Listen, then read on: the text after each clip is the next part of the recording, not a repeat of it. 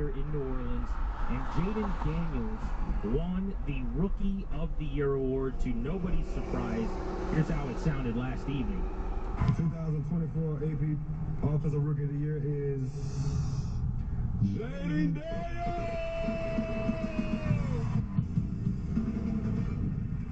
Man, where I start? Crazy.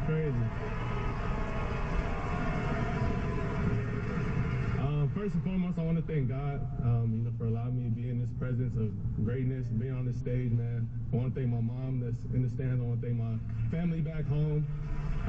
Shout out to y'all for helping me get to this point. Washington Commanders, Josh Harris, and all you guys, thank you guys for changing my life, for drafting me. Everybody back home, the DMV, the Washington fan base, man, appreciate you guys. Shout out to my boys, Malik and Brian, man, love y'all. Couldn't be at this point without y'all. I know it's competing each and every week, man, but love y'all. Thank you to everybody. Jaden Daniels accepting the Offensive Rookie of the Year award in the most Daniels way ever. Just heaping praise on a lot of other people. Yep. Not really talking about or acknowledging how great he was this year in any capacity. Starts with thanking God, then his mom. Josh Harris got a shout out, which I kind of love. But my favorite two things that he did, number one, and I know he was sitting right in front of Malik Neighbors and Brian Thomas Jr., but his two buddies from college who he got up and dapped up, and they have their special handshakes that they did at LSU. They did them right there in the theater.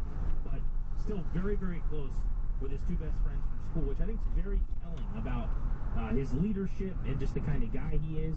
So he shouts them out, which was cool. But how about he referenced back home, the DMV. This is a California kid born across the country, back home in the DMV.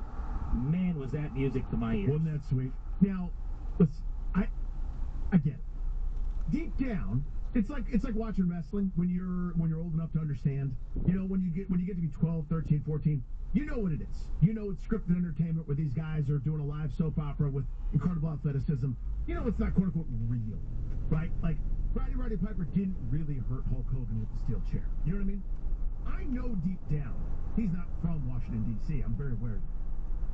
But I always like to pretend a little bit at least that they care about my local thing, my